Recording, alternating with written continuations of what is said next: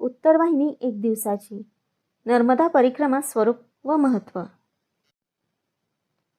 उत्तर वाहिनी एक दिवसाची नर्मदा परिक्रमा स्वरूप व महत्त्व. नर्मदा परिक्रमा म्हणजे सर्वात कठीण व खडतर परिक्रमा आहे.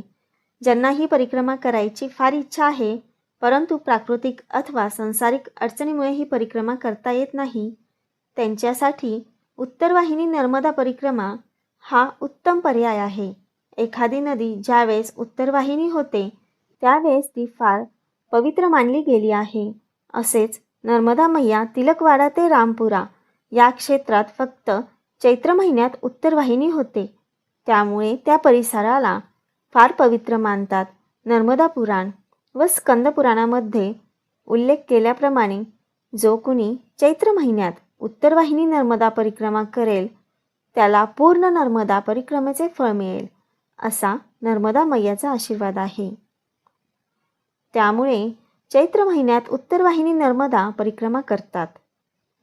ही परिक्रमा करण्यासाठी प्रथम तिलकवाडा येथे यावे लागते. संकल्पविधी करून आपली परिक्रमा पहाटे उत्तर तटावरून सुरू होते. वाटेत लागणारी मंदिरे व आश्रम यांना भेट देत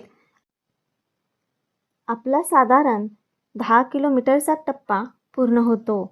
उत्तर तट संपल्यावर आपल्याला नावेने दक्षिण तटावर म्हणजे रामपुरा येथे यावे लागते.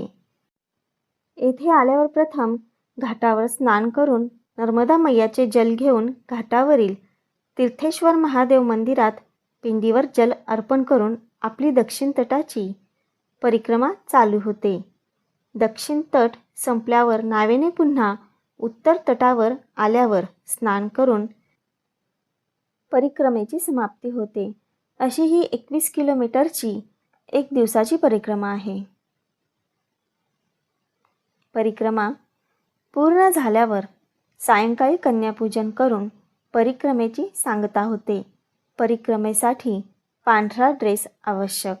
महिलांसाठी पांढरी साडी. प्रत्येक भक्ताने ही परिक्रमा करून अगणित पुण्याचे भागीदार व्हावे. त्वदीयपाद पंकजम नमामि देवी नर्मदे. धन्यवाद.